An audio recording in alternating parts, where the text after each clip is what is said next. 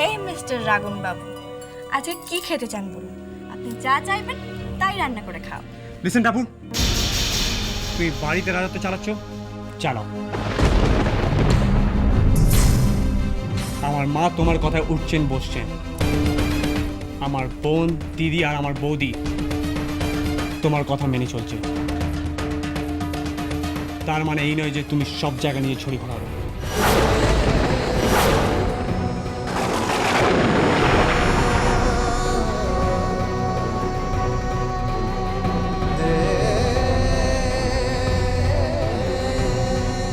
বললাম তো সরি।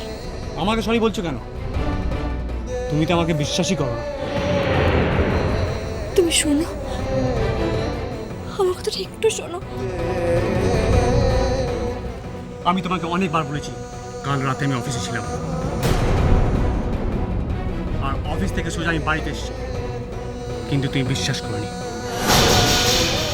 তদন্ত করতে তুমি অফিসে গেছিলে, রাইট? বাহ, কি বিশ্বাস! তুমি মিথ্যে রাগ করছো সন্দীপ। একজন স্বামী যদি অন্য কোনো মহিলার সঙ্গে সম্পর্ক রাখে, তবে তার স্ত্রীর মনের অবস্থাটা যে কি হয় তা কোনোদিনও বুঝতে পারবে না।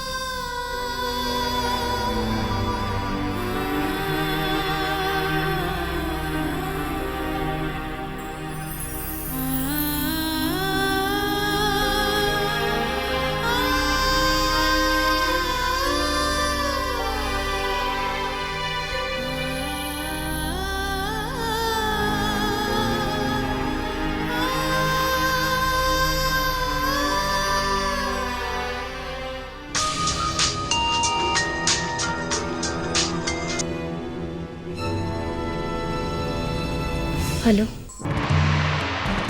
অনুশ্রী বলছি।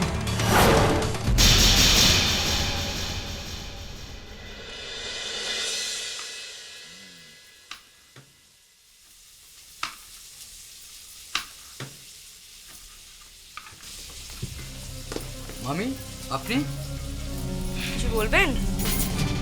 বলার আর কি উপায় আছে বলো? এ বাড়িতে তো অতিথিরা চাকরের মতো সমাদর পায়, তাই নিজেরটা নিজেই করতে এলাম। বাহ, শিখে গেছেন দেখছি।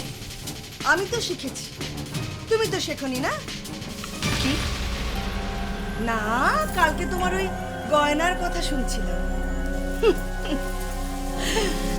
আমি হলাম সোনার বেনে, বুঝেছো? গয়নাটা আমি খুব ভালো চিনি। তুমি যে গয়নাটা দিয়েছো সেটা তো দূরবীন দিয়ে খুঁজতে হবে। আমার বাড়ির বউ যদি এরকম গয়না দিত, তাহলে তাকে বাড়ির থেকে দূর করে দিতাম।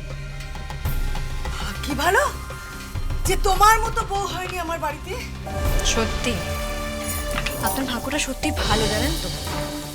আমি যদি আপনার বাড়ির বউ হতাম না, তাহলে আপনাকে বাকি জীবনটাই এরকমভাবে আত্মীয় স্বজনের বাড়িতে ঘুরে ঘুরে পাত পেরে খেতে হতো। মানে মানে আপনাকে বাড়ি থেকে দূর করে দিতাম।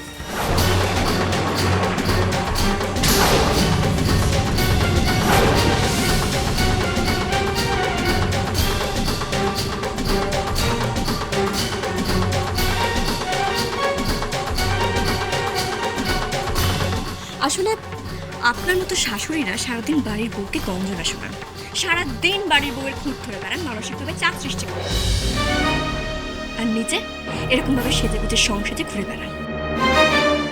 আপনার ব্যাপারটা কি বলুন তো? সত্যি বলছি, আপনার মতো যদি আমার শাশুড়ি হতো না, আমি সত্যি আপনার সঙ্গে সংসার করতে পারতাম না।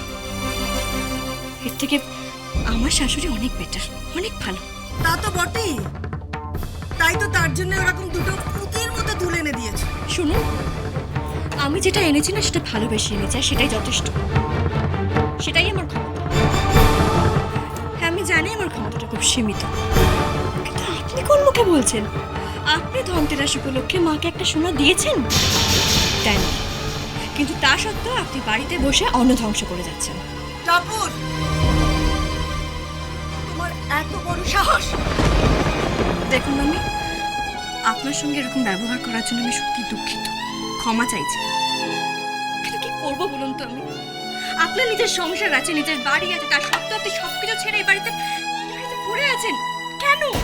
আমি বাড়ি যাব কি যাব না সেটা তোমাকে বলে দিতে হবে? এ বাড়ির মালকিন আমাকে নেমন্তন্ন করে এনেছে, সে মুখ ফুটে কথা বলে না, আর তোমার এত বড় সাহস! আমি আজ তাকে বলছি, সে যদি এর বিহিত না করে তাহলে আমি এ বাড়ি ছেড়ে চলে যাব। আমার কোনো আত্মীয় স্বজন আর এ বাড়িতে আসবে না।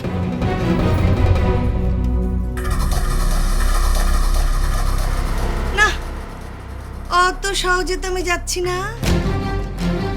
তোমার শেষ দেখে আমি যাব।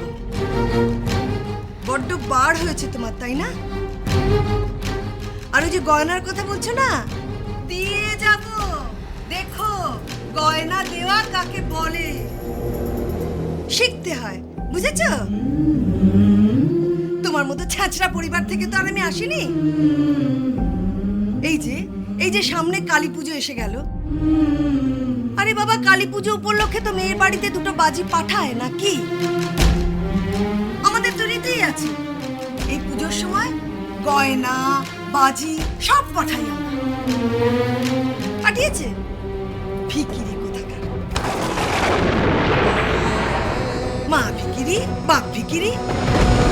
বিয়ের পর এই যে সামনে প্রথম শীত এসে গেল, শীতের তত্ত্ব তো পাঠাবে, ছোট লোক তো। মামি চুপ করো, সব শুনে নিয়েছি। হ্যাঁ, এ বাড়ির অন্ন ধ্বংস করে তো ওদের চলে।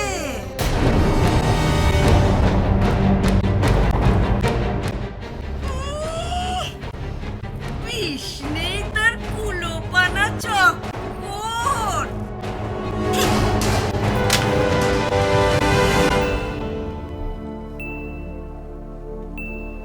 বৌদিমণি, ওনার কথা কিছু মনে করবেন না।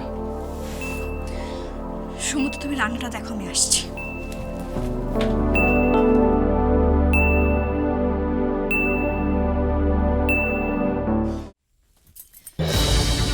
এই তো পারলি, তুই এর একটা বিহিত কর। কি হলো আবার? তোদের বৌমা বলছে আমি এখানে বসে বসে অন্ন ধ্বংস করছি।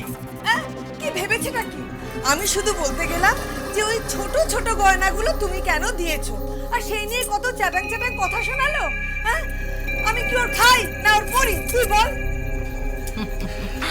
সত্যি কথা বলতে কি মামি, আজকাল কিন্তু আমরা সবাই ওর পয়সাই খাচ্ছি আর পড়ছি। কেন কেন খাস ওর পয়সায়? কেন করিস?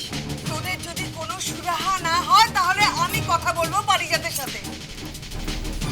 থাক না মামি, এই ব্যাপারে কথা বলার কোনো লাভ নেই। শোন, তোরা না ওই টাপুরকে ভয় পেতে শুরু করেছিস। আমি জানি না যে কেন তোরা ভয় পাচ্ছিস ওকে এইভাবে। কেউ ভয় পাচ্ছে না, আসলে সবাই না আমাকে ভালোবাসতে শুরু করেছে। কারণ সবাই বুঝতে পেরেছে যে আমি যেটা করছি সেটা ঠিক করছি। সংসারে একজন বউয়ের যা যা কর্তব্য, আমি সব কর্তব্য পালন করি। আমি এই সংসারটাকে বাঁচাতে চাইছি। তা কি বলুন তো মামি, আমি জানতাম আপনি এক্ষুনি পামনিদের কান করতে আসবেন।